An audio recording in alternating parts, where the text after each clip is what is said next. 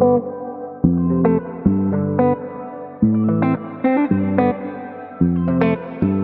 Friends, welcome back to my channel Sanchari the travelogue. ಹೇಗಿದ್ದೀರಾ ಎಲ್ಲರೂ?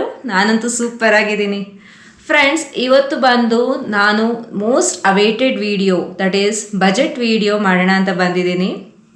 This is most requested video in the Nepal series. Day 1ಇಂದ budget ಎಷ್ಟಾಯಿತು, ಏನಾಯಿತು, complete details ಕೊಡಿ, petrol ಹೇಗೆ ಎಲ್ಲ ಕೇಳಿದ್ದೀರಾ.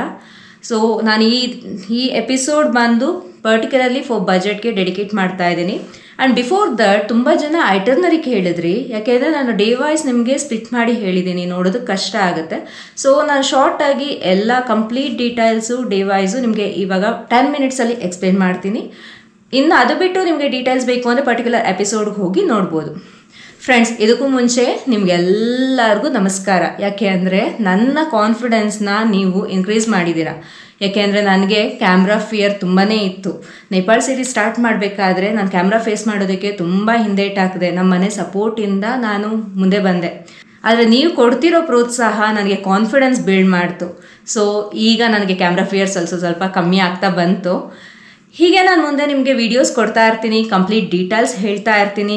ಹೀಗೆ ಪ್ರೋತ್ಸಾಹ ನನ್ನೊಡನೆ ಇರಲಿ ಅಂತ ನಿಮ್ಮೆಲ್ಲರಿಗೂ ಪ್ರಾರ್ಥಿಸುತ್ತಾ ಈ ವಿಡಿಯೋನ ಶುರು ಮಾಡೋಣ.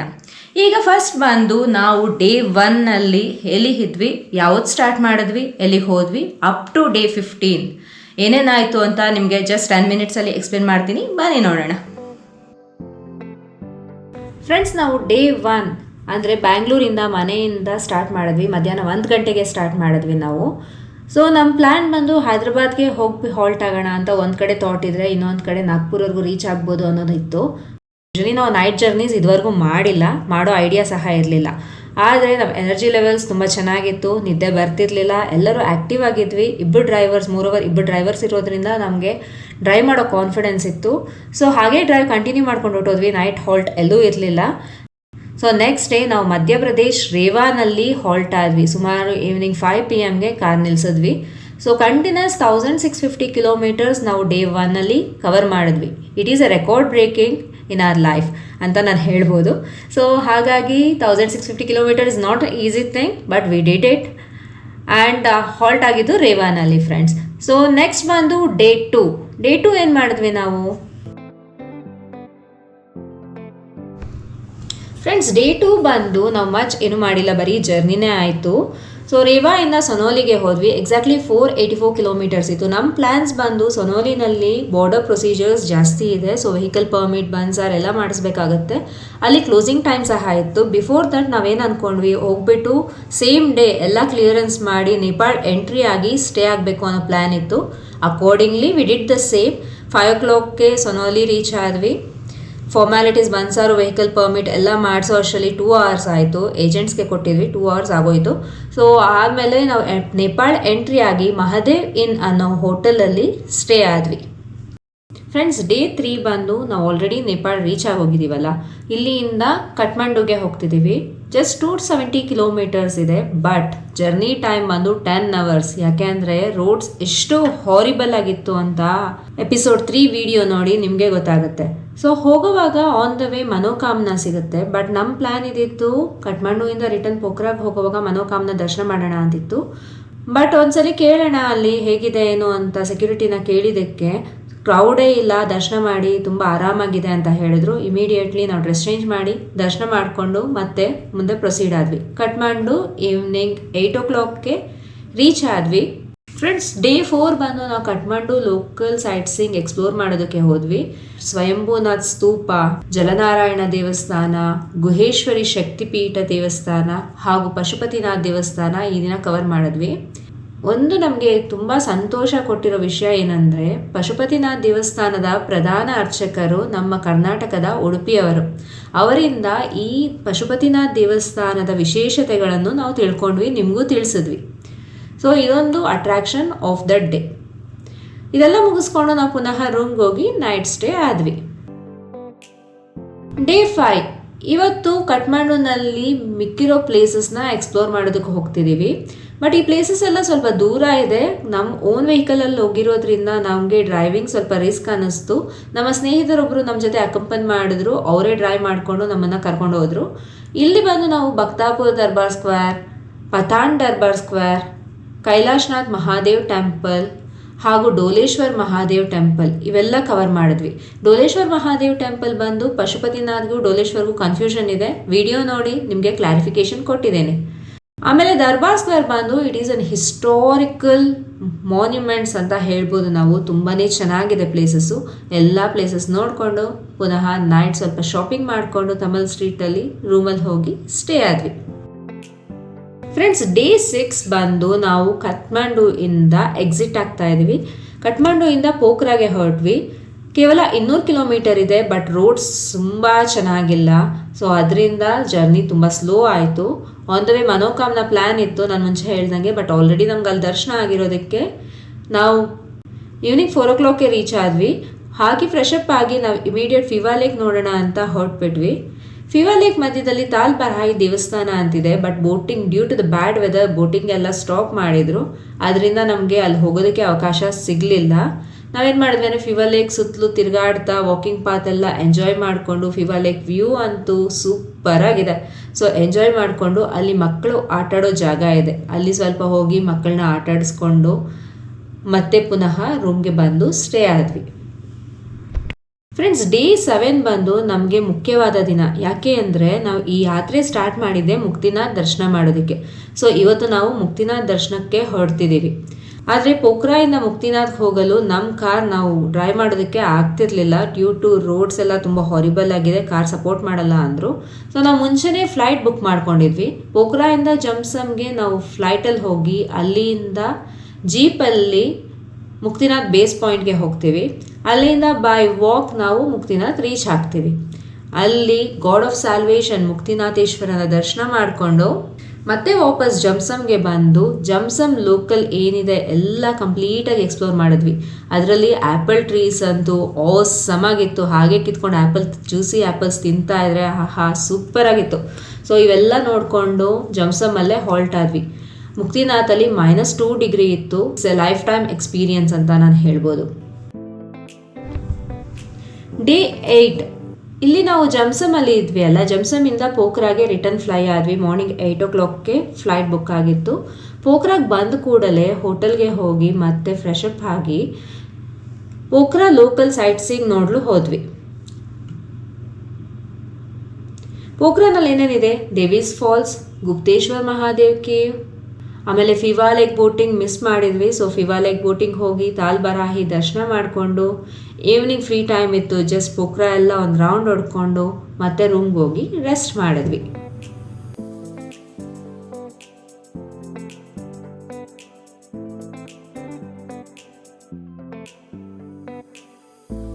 ಡೇ 9 ಇದು ಬಂದು ನಾವು ಎಕ್ಸ್ಕ್ಲೂಸಿವ್ ಆಗಿ ಅಡ್ವೆಂಚರ್ಸ್ಗೋಸ್ಕರ ಡೆಡಿಕೇಟ್ ಮಾಡಿರೋ ದಿನ. ಇದು ಯೂಶ್ವಲಿ ನಾವು ಟ್ರಾವೆಲ್ಸಲ್ಲೆಲ್ಲ ಬಂದರೆ ಇದಕ್ಕೆ ಅವಕಾಶ ಕೊಡಲ್ಲ ಫ್ರೆಂಡ್ಸ್. ನಮಗೆ ನಾವು ಓನಾಗಿ ಹೋದಾಗ ಮಾತ್ರ ಇದನ್ನು ಪ್ಲ್ಯಾನ್ ಮಾಡ್ಕೊಬೋದು. ಪೋಖ್ರಾಯಿಂದ ಜಸ್ಟ್ 60 ಕಿಲೋಮೀಟರ್ಸ್ ದೂರದಲ್ಲಿ ಕೂಷ್ಮಾ ಅಂತ ಒಂದು ಊರಿದೆ. ಅಲ್ಲಿ ಫೇಮಸ್ ದ ಕ್ಲಿಫ್ ಅನ್ನೋದು ಅಡ್ವೆಂಚರಸ್ ಸ್ಪಾಟ್ ಇದೆ. ಅಲ್ಲಿ ನಾವು ಧೈರ್ಯ ಮಾಡಿ ಬಂಜಿ ಜಂಪ್ ಮಾಡಿದ್ವಿ. ಮಕ್ಕಳು ಸಹ ಸೈಕ್ಲಿಂಗ್ ಮಾಡಿದ್ರು. It's amazing experience friends. ನಿಜವಾಗ್ಲೂ ಭಯ ಆಯಿತು, but it is an amazing experience ಅಂತ ಹೇಳ್ಬೋದು. ಧೈರ್ಯ ಮಾಡಿ ಮಾಡಿದ್ವಿ. ಮತ್ತು ಈವ್ನಿಂಗ್ ಆಯಿತು ನಾವು ವಾಪಸ್ ಪೋಖ್ರಾಗೆ ಬರೋ ಅಷ್ಟರಲ್ಲಿ. ಸೊ ಪೋಖ್ರಾಗೆ ಬಂದು ಸ್ವಲ್ಪ ಹೊರಗಡೆ ಸುತ್ತಾಡಿ ಊಟ ಮಾಡಿಕೊಂಡು ರೆಸ್ಟ್ ಮಾಡಿಬಿಟ್ವಿ. ಅವತ್ತಿನ ದಿನ ಇನ್ನೇನು ಮಾಡಿಲ್ಲ ನಾವು. ಫ್ರೆಂಡ್ಸ್, ಡೇ 10 ಇವತ್ತಿಗೆ ನಮಗೆ ನೇಪಾಳಲ್ಲಿ ಇರೋ ಪರ್ಮಿಟ್ಸ್ ಎಲ್ಲ ಮುಗಿಯುತ್ತೆ. ಸೊ ಇವತ್ತು ನಾವು ಪೋಖ್ರಾಯಿಂದ ಎಕ್ಸಿಟ್ ಆಗ್ತಿದ್ದೀವಿ. ನೇಪಾಳಿಂದ ಸಹ ಇವತ್ತು ಎಕ್ಸಿಟ್ ಆಗ್ತೀವಿ. ಸೊ ಪೋಖ್ರಾಯಿಂದ ನಾವು ಸೊನಾಲಿ ಬಾರ್ಡರ್ ಹೋಗುವಾಗ ಆನ್ ದ ವೇ ಲುಂಬಿನಿ ನೋಡಿಕೊಂಡು, the birth place of Buddha, ಇದನ್ನು ನೋಡಿಕೊಂಡು ನಾವು ಸೊನಾಲಿಗೆ ಹೊರಟ್ವಿ. ಮತ್ತು ನಾವು ನೇಪಾಳ ಬಾರ್ಡರ್ ಕ್ರಾಸ್ ಮಾಡೋವಾಗ ಎಲ್ಲ ಚೆಕ್ ಆಗುತ್ತೆ, ವೆಹಿಕಲ್ ಚೆಕ್ ಆಗುತ್ತೆ. ನಮ್ಮ ಬನ್ಸಾರ್ ಆಗಲಿ ವೆಹಿಕಲ್ ಪರ್ಮಿಟ್ ಆಗಲಿ ಕರೆಕ್ಟಾಗಿದೆಯಾ, ಇವ್ರು ಇಷ್ಟು ದಿನ ಇದ್ದಾರಾ ಏನು ಅಂತ ಎಲ್ಲ ಡೀಟೇಲ್ಸ್ ಅವ್ರು ಚೆಕ್ ಮಾಡಿಬಿಟ್ಟು ಹೊರಗಡೆ ಹೋಗೋದಕ್ಕೆ ಅಲೋ ಮಾಡ್ತಾರೆ. ಆ ಫಾರ್ಮ್ಯಾಲಿಟೀಸ್ ಎಲ್ಲ ಮುಗಿಸ್ಕೊಂಡು ನಾವು ನೇಪಾಳ ದಾಟಿ ನಮ್ಮ ಭಾರತಕ್ಕೆ ನಾವು ಪುನಃ ರಿಟರ್ನ್ ಆದ್ವಿ. ಭಾರತಕ್ಕೆ ರೀಚ್ ಆದಮೇಲೆ ನಾವು ಗೋರಖ್ಪುರ್, ಫೇಮಸ್ ಗೋರಖ್ನಾಥ್ ದೇವಸ್ಥಾನ ನೋಡಿಕೊಂಡು ಗೋರಖ್ಪುರಲ್ಲೇ ಹಾಲ್ಟ್ ಆದ್ವಿ. ಮತ್ತು ನಾವು ಗೋರಖ್ಪುರಿಂದ ಪ್ರೊಸೀಡ್ ಆದ್ವಿ. ಸೊ ನಾವು ಟುವರ್ಡ್ಸ್ ವಾರಣಾಸಿ ಪ್ರೊಸೀಡ್ ಆದ್ವಿ. ವಾರಣಾಸಿಯಲ್ಲಿ ನಾವು ಆಲ್ರೆಡಿ ಆರತಿ ಟಿಕೆಟ್ಸ್ ಎಲ್ಲ ಬುಕ್ ಮಾಡಿದ್ವಿ. ಬಟ್ ಬಿಫೋರ್ ಎ ಡೇ ನಾವು ವಾರಣಾಸಿ ರೀಚ್ ಆಗೋಗಿದ್ವಿ. ಸೊ ಆರತಿ ಟಿಕೆಟ್ಸ್ ಎಲ್ಲ ಹಾಗೆ ಉಳ್ದೋಯ್ತು. ನಾವು ಮತ್ತೆ ಸ್ಪೆಷಲ್ ದರ್ಶನಕ್ಕೆಲ್ಲ ಟಿಕೆಟ್ಸ್ ತಗೊಂಡು ವಾರಣಾಸಿಯಲ್ಲಿ ಈವ್ನಿಂಗ್ ದರ್ಶನ ಮಾಡಿದ್ವಿ. ಲಿಂಗ ಸ್ಪರ್ಶಕ್ಕೆ ಅವಕಾಶ ಸಿಕ್ತು ನಮಗೆ. ತುಂಬ ಖುಷಿ ಆಯಿತು. ದರ್ಶನನೂ ತುಂಬ ಚೆನ್ನಾಗಾಯಿತು. ಕಾಶಿ ವಿಶ್ವನಾಥನ ಆಶೀರ್ವಾದ ನಮಗೆ ಸಿಕ್ತು. ಇವತ್ತು ನಾವು ಅರ್ಲಿ ಮಾರ್ನಿಂಗ್ 4 o'clockಗೆ ಎದ್ದು ಕಾಲಭೈರವ ದೇವಸ್ಥಾನ, ವಿಶಾಲಾಕ್ಷಿ ದೇವಸ್ಥಾನ, ಅನ್ನಪೂರ್ಣ ಟೆಂಪಲ್ ಹಾಗೂ ಗಂಗಾ ಸ್ನಾನ ಎಲ್ಲ ಮುಗಿಸ್ಕೊಂಡು ಮತ್ತೆ ಕಾಶಿ ವಿಶ್ವನಾಥನ ದರ್ಶನ ಮಾಡಿಕೊಂಡು ಮಧ್ಯಾಹ್ನ ವಾರಣಾಸಿಯಿಂದ ಹೊರಟ್ವಿ. ವಾರಣಾಸಿಯಿಂದ ನಾವು ಪ್ರೊಸೀಡ್ ಆಗಿ ಎಷ್ಟು ದೂರ ಆದರೆ ಅಷ್ಟು ದೂರ ಹೋಗೋಣ, ಇನ್ನು ಯಾವ ಪ್ಲೇಸಸ್ಸು ಬೇಡ ಅನ್ನೋ ಉದ್ದೇಶದಿಂದ ಸ್ಟಾರ್ಟ್ ಮಾಡಿದ್ವಿ. ಆದರೆ ನಾವು ಜಬಲ್ಪುರ್ವರೆಗೂ ಪ್ರೊಸೀಡ್ ಆಗಿ ಜಬಲ್ಪುರಲ್ಲಿ ನಿಲ್ಲಿಸಿದ್ವಿ. ಜಬಲ್ಪುರಲ್ಲಿ ಒಂದು ಫೇಮಸ್ ಫಾಲ್ಸು ಮತ್ತು ನೋಡಬೇಕಾಗಿರೋ ಸ್ಥಳಗಳು ತುಂಬ ಚೆನ್ನಾಗಿದೆ ಅಂತ ಕೇಳಿ ಬಂತು. ಮಾರ್ನಿಂಗ್ ಅದನ್ನು ನೋಡಿಕೊಂಡು ಮುಂದಕ್ಕೆ ಹೋಗೋಣ ಅಂತ ಜಬಲ್ಪುರ್ ಡೆಸ್ಟಿನೇಷನ್ ಆಗಿ ನಾವು ಸೆಲೆಕ್ಟ್ ಮಾಡಿ ಹಾಲ್ಟ್ ಆದ್ವಿ. ಫ್ರೆಂಡ್ಸ್, ಇವತ್ತು ನಾವು ಜಬಲ್ಪುರಲ್ಲಿರೋ ಫೇಮಸ್ ದುವಾದಾರ ಫಾಲ್ಸ್ಗೆ ಹೋಗೋಣ ಅಂತ ಹೊರಟ್ವಿ. ದುವಾದಾರ ಫಾಲ್ಸ್ ಬಂದು ಇಂಡಿಯಾಸ್ ಬಿಗ್ಗೆಸ್ಟ್ ಫಾಲ್ಸ್. ಇದಕ್ಕೂ ಮುಂಚೆ ನದಿ ಹರಿತಿರುವ ಜಾಗ ಇದು. ಇಲ್ಲಿ ಮಾರ್ಬಲ್ ರಾಕ್ಸ್ ಅಂತ ಒಂದು ಸ್ಥಳ ಇದೆ. ಮಾರ್ಬಲ್ ರಾಕ್ಸ್ ತುಂಬ ಚೆನ್ನಾಗಿದೆ. ಮಧ್ಯದಲ್ಲಿ ಬೋಟಿಂಗ್ ಹೋದ್ವಿ. ಆಸಮ್ ಆಗಿತ್ತು ಎಕ್ಸ್ಪೀರಿಯನ್ಸ್. ಇದನ್ನು ನೋಡಿಕೊಂಡು ದುವಾದಾರ ಫಾಲ್ಸ್ನ ಎಂಜಾಯ್ ಮಾಡಿಕೊಂಡು ಮತ್ತೆ ನಾವು ರಿಟರ್ನ್ ಜರ್ನಿ ಸ್ಟಾರ್ಟ್ ಮಾಡಿದ್ವಿ. ಇಲ್ಲಿಂದ ನೋಡಿದ್ರೆ ನಮ್ಗೆ ಎಕ್ಸಾಕ್ಟ್ಲಿ 24 hours ಜರ್ನಿ ಇತ್ತು ಮನೆ ರೀಚ್ ಆಗೋದಕ್ಕೆ. ಬಟ್ ಹಾಗೆ ಹೋಗ್ತಾ ಇರೋಣ, ಎಲ್ಲಿ ಆದರೆ ಅಲ್ಲಿ ಹಾಲ್ಟ್ ಆಗೋಣ, ಇಲ್ಲಾಂದರೆ ಮನೆ ಡೈರೆಕ್ಟಾಗಿ ಹೊಟ್ಟೋಗೋಣ ಎನರ್ಜಿ ಇದ್ರೆ ಅಂತ ಡಿಸೈಡ್ ಆಗಿ ಹೊರಟ್ವಿ.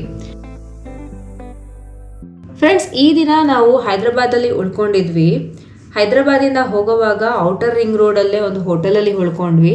ಸೊ ಅಲ್ಲಿಂದ ನೋಡಿದ್ವಿ, ನಾವು ಆಲ್ಮೋಸ್ಟ್ ಹೈದ್ರಾಬಾದ್ ಕವರ್ ಮಾಡಿಬಿಟ್ಟಿದ್ದೀವಿ. ಸ್ಟ್ಯಾಚ್ಯೂ ಆಫ್ ಈಕ್ವಾಲಿಟಿ ಬಂದು ಹೊಸದಾಗ ಆಗಿರೋ ಪ್ಲೇಸ್. ಈ ಪ್ಲೇಸ್ನ ನಾವು ನೋಡಿರಲಿಲ್ಲ. ಸೊ ಯಾಕೆ ನೋಡಬಾರ್ದು, ಈ ಸ್ಥಳನ ಕವರ್ ಮಾಡ್ಕೊಂಡು ಹೋಗೋಣ ಅಂತ ಡಿಸೈಡ್ ಆಗಿ ಹೈದ್ರಾಬಾದಲ್ಲಿರೋ ಸ್ಟ್ಯಾಚ್ಯೂ ಆಫ್ ಈಕ್ವಾಲಿಟಿ, ರಾಮಾನುಜಾಚಾರ್ಯ ಅವರ ಸ್ಟ್ಯಾಚ್ಯೂ ಅನ್ನು ನೋಡಿಕೊಂಡು ಮಧ್ಯಾಹ್ನ ನಾವು ಟುವರ್ಡ್ಸ್ ಬ್ಯಾಂಗ್ಳೂರ್ ಪ್ರೊಸೀಡ್ ಆದ್ವಿ. ನೈಟ್ 11:30 ನಮ್ಮ ಮನೆಗೆ ನಾವು ಸೇರ್ಕೊಂಡ್ವಿ. ಸಕ್ಸಸ್ಫುಲ್ಲಾಗಿ ಮುಕ್ತಿನಾಥನ ಯಾತ್ರೆ ನಮ್ಮ ಸ್ವಂತ ವಾಹನದಲ್ಲಿ ನಮ್ಮ ಕುಟುಂಬದೊಂದಿಗೆ ಸುಗಮವಾಗಿ ಸಾಗಿತು. ಫ್ರೆಂಡ್ಸ್, ಇದು ಬಂದು ನಮ್ಮ ಐಟರ್ನರಿ. ನಮ್ಮ ಅನುಕೂಲ ಪ್ರಕಾರ ನಾವು ಪ್ಲ್ಯಾನ್ ಮಾಡಿದ್ವಿ. ಆ್ಯಕ್ಚುಲಿ ನಾವು ಫಸ್ಟ್ ಪೋಖ್ರಾ ಎಲ್ಲ ನೋಡಿಕೊಂಡು ಆಮೇಲೆ ಕಠ್ಮಂಡು ಬರಬೇಕಿತ್ತು. But due to availability of flights in Muktinath ನಾವು ಪ್ಲ್ಯಾನ್ನ ಉಲ್ಟಾ ಮಾಡ್ಕೊಂಡ್ವಿ. ಕಠ್ಮಂಡು ನೋಡಿಕೊಂಡು ಆಮೇಲೆ ಪೋಖ್ರಾಗೆ ಬಂದ್ವಿ. So it depends on the availability, personal interest ಏನಾದರೂ ಆಗಿರ್ಬೋದು. ನೀವು ಹೇಗಾದರೂ ಪ್ಲ್ಯಾನ್ ಮಾಡ್ಕೊಬೋದು. ಇದಲ್ದಿರ ಇನ್ನೂ ಕೆಲವು ಪ್ಲೇಸಸ್ನ ಆ್ಯಡ್ ಮಾಡ್ಕೊಬೋದು. ನಾವು ಒಂದು 3-4 ಪ್ಲೇಸಸ್ ಸ್ಕಿಪ್ ಮಾಡಿದ್ವಿ. ಡ್ಯೂ ಟು ಡ್ರೈವಿಂಗ್ ಟೈಮ್ ಆಗಲಿ ಎಲ್ಲ ನಾವು ನೋಡ್ಕೊಂಡು ಮ್ಯಾನೇಜ್ ಮಾಡ್ಕೊಳ್ಳೋದಕ್ಕೆ ಕಷ್ಟ ಆಯಿತು. ಅದರಿಂದ ಸ್ಕಿಪ್ ಮಾಡಿದ್ದೀವಿ. So next coming to the budget. ಏನು ಖರ್ಚಾಯಿತು, ಎಷ್ಟಾಯಿತು ಎಲ್ಲ ಡೀಟೇಲ್ಸ್ ನಾನು ನಿಮಗೆ ಹೇಳ್ತಾ ಇದ್ದೀನಿ. ಇದರಲ್ಲಿ ಕೆಲವು ಫ್ಯೂಯಲ್ ಆಗಲಿ, ಅಕಾಮಿಡೇಷನ್ ಆಗಲಿ, ಎಂಟ್ರಿ ಫೀಸ್ ಇವೆಲ್ಲ ಕೆನಾಟ್ ಬಿ ಚೇಂಜ್ಡ್.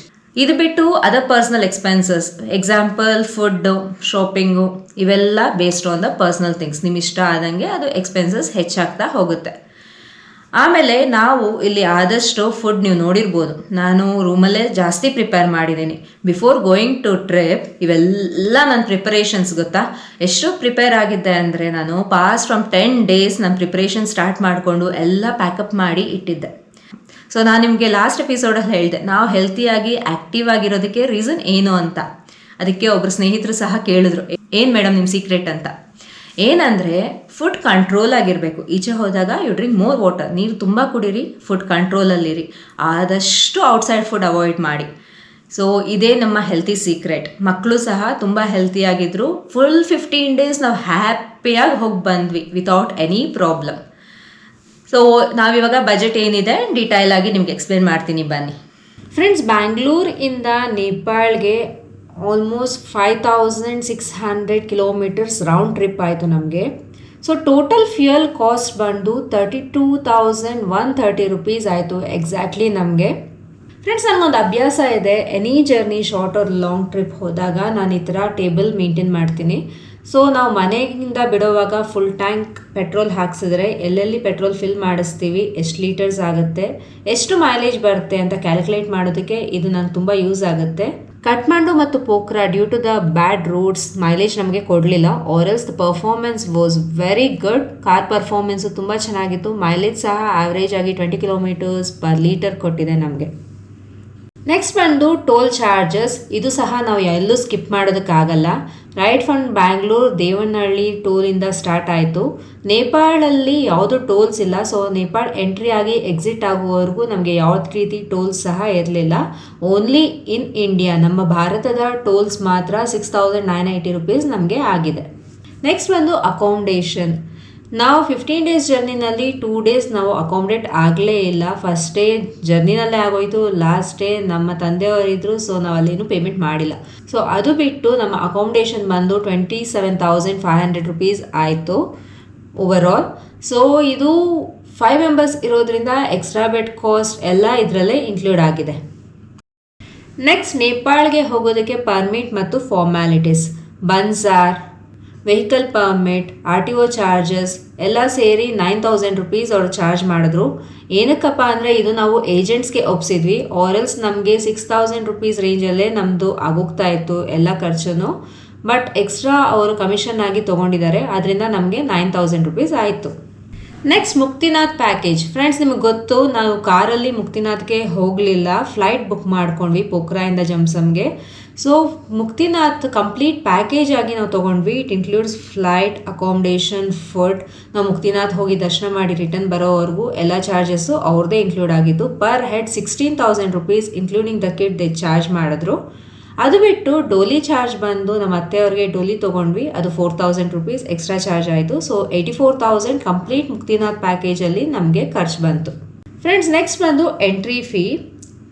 ಈ ಎಂಟ್ರಿ ಫೀ ಬಂದು ನೇಪಾಳಲ್ಲಿ ಆಲ್ಮೋಸ್ಟ್ ಎಲ್ಲ ಸ್ಥಳದಲ್ಲೂ ನಮಗೆ ಎಂಟ್ರಿ ಫೀ ಇರುತ್ತೆ. 10 ವರ್ಷದ ಕೆಳಗಿನ ಮಕ್ಕಳಿಗೆ ಮಾತ್ರ ಎಂಟ್ರಿ ಫೀ ಇಲ್ಲ.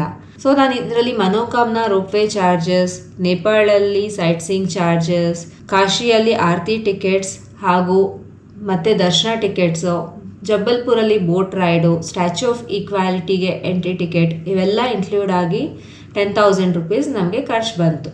ಫ್ರೆಂಡ್ಸ್ ನೆಕ್ಸ್ಟ್ ಬಂದು ಫುಡ್ ಆ್ಯಂಡ್ ಪರ್ಸ್ನಲ್ ಎಕ್ಸ್ಪೆನ್ಸ್. ಈ ಫುಡ್ ಆ್ಯಂಡ್ ಪರ್ಸ್ನಲ್ ಎಕ್ಸ್ಪೆನ್ಸ್, ನಮ್ಮ ಫುಡ್ ಎಕ್ಸ್ಪೆನ್ಸಸ್ ಆಲ್ಮೋಸ್ಟ್ ಕಮ್ಮಿನೇ ಆಯಿತು, ಯಾಕೆಂದರೆ ನಾನು ರೂಮಲ್ಲೇ ಒಂದು ಮಾಡ್ತಿದ್ದೆ. ಸೊ ಕಮ್ಮಿನೇ ಆಯಿತು ನಮಗೆ ಫುಡ್ ಎಕ್ಸ್ಪೆನ್ಸಸ್ಸು. ಪರ್ಸ್ನಲ್ ಎಕ್ಸ್ಪೆನ್ಸಸ್ಸಲ್ಲಿ ನಾವು ಶಾಪಿಂಗು, ಲೋಕಲ್ ಟ್ರಾನ್ಸ್ಪೋರ್ಟ್ಸು ಯೂಸ್ ಮಾಡಿರೋದು ಎಲ್ಲ ಇನ್ಕ್ಲೂಡ್ ಮಾಡಿದ್ದೀನಿ. ಸೊ ಆಲ್ಮೋಸ್ಟ್ ಓವರ್ ಆಲ್ 30,000 ನಮಗೆ ಅಪ್ರಾಕ್ಸಿಮೇಟ್ಲಿ ಖರ್ಚು ಬಂದಿದೆ, ±1,000 rupees ಇಲ್ಲಿ ಅಂತ ಹೇಳ್ಬೋದು ನಾನು. Friends last not the least adventure activity. ನಿಮ್ಗೆಲ್ಲರಿಗೂ ಗೊತ್ತು, ನಾವು ಬಂಜಿ ಜಂಪ್, ಸೈಕ್ಲಿಂಗ್ ಎಲ್ಲ ಮಾಡಿದ್ವಿ. ಸೊ ಎಲ್ಲ ಅಡ್ವೆಂಚರ್ ಆ್ಯಕ್ಟಿವಿಟಿ ಇನ್ಕ್ಲೂಡ್ ಆಗಿ ನಮ್ಮ ಫ್ರೆಂಡ್ದೆ. ಸೊ ಓವರ್ ಆಲ್ ಆಗಿ ನೋಡಿದಾಗ ನಮಗೆ 2,23,600 rupees ನಮಗೆ ಖರ್ಚು ಬಂದಿದೆ. 2,25,000 ಅಂತ ನಾನು ಕನ್ಸಿಡರ್ ಮಾಡ್ತೀನಿ. ಪರ್ ಹೆಡ್ ಬಂದು ನಮಗೆ ಅಪ್ರಾಕ್ಸಿಮೇಟ್ಲಿ 44,000 rupees ಆಗಿದೆ. ಸೊ ಇದು ಫ್ರೆಂಡ್ಸ್ ಕಂಪ್ಲೀಟ್ ಬಜೆಟ್ ಡೀಟೇಲ್ಸ್. ಈ ಬಜೆಟ್ ಡೀಟೇಲ್ಸ್ ಬಂದು ನಾನು ಪಿನ್ ಟು ಪಿನ್ ಕರೆಕ್ಟಾಗಿ ಮೆನ್ಷನ್ ಮಾಡ್ಕೊಂಡು ಬಂದಿದ್ದೀನಿ. ತುಂಬ ಕಮ್ಮಿ ಬೆಲೆ ಬಿದ್ದಿದೆ ನಮಗೆ, ಒಬ್ಬರಿಗೆ ನೋಡಿದ್ರೆ ತುಂಬಾ ಕಮ್ಮಿ ಆಗುತ್ತೆ. ನಾವು ಟ್ರಾವೆಲ್ಸಲ್ಲಿ ಚೆಕ್ ಮಾಡಿದ್ದೆ ನಾನು, ಅಲ್ಲಿ ಕಂಪೇರ್ ಮಾಡಿದ್ರೆ ಸುಮಾರು 1.5 ಲಕ್ಷವರೆಗೂ ನಾವು ಈ ಟ್ರಿಪ್ಪಲ್ಲಿ ಉಳಿಸಿದ್ದೀವಿ. Road trips is most passionated trip ಅಂತ ನಾನು ಹೇಳ್ಬೋದು. ಇಂಟ್ರೆಸ್ಟ್ ಇದ್ದವ್ರು ಮಾತ್ರನೇ ರೋಡ್ ಟ್ರಿಪ್ ಮಾಡೋದಕ್ಕಾಗುತ್ತೆ, ಎಲ್ಲರಿಗೂ ಇಟ್ ಈಸ್ ಇಂಪಾಸಿಬಲ್. ಯಾಕೆಂದರೆ ಅದು ಮಾಡಬೇಕನ್ನೋ ಪ್ಯಾಷನ್ ಅಂತೂ ಇರಲೇಬೇಕು. ನನ್ನ ಸಬ್ಸ್ಕ್ರೈಬರ್ಸ್ಗೆ ನಾನು ಹೇಳ್ಬೋದು 80% ಮೆಂಬರ್ಸ್ಗೆ they are passionate about road trips. I am so proud of them. So ನನಗೆ ನಿಮ್ಮೆಲ್ಲ ಸಹಕಾರ ಹೀಗೆ ಇರಲಿ ಫ್ರೆಂಡ್ಸ್. ಯಾವಾಗಲೂ ನನ್ನ ಪ್ರೋತ್ಸಾಹ ಮಾಡ್ತಾ ಇರಿ. ತುಂಬ ವೀಡಿಯೋಸ್ ಮಾಡೋದಕ್ಕೆ ನಿಮ್ಮ ಪ್ರೋತ್ಸಾಹನೇ ನನಗೆ ಉತ್ಸಾಹ. ಸೊ ಇಲ್ಲಿಗೆ ನಾನು ಈ ಎಪಿಸೋಡ್ ಮುಗಿಸ್ತಿದ್ದೀನಿ. ಮತ್ತೆ ಮುಂದಿನ ಎಪಿಸೋಡಲ್ಲಿ ಹೊಸ ಜಾಗದಲ್ಲಿ ನಿಮ್ಮೊಡನೆ ನಿಮ್ಮ ಸಂಚಾರಿ. ಅಲ್ಲಿಯವರೆಗೂ ನಾನು ನಿಮ್ಮ ಸಂಚಾರಿ. ಬನ್ನಿ ಜೊತೆಗೆ ಮಾಡೋಣ ವಿಹಾರಿ. ಧನ್ಯವಾದಗಳು.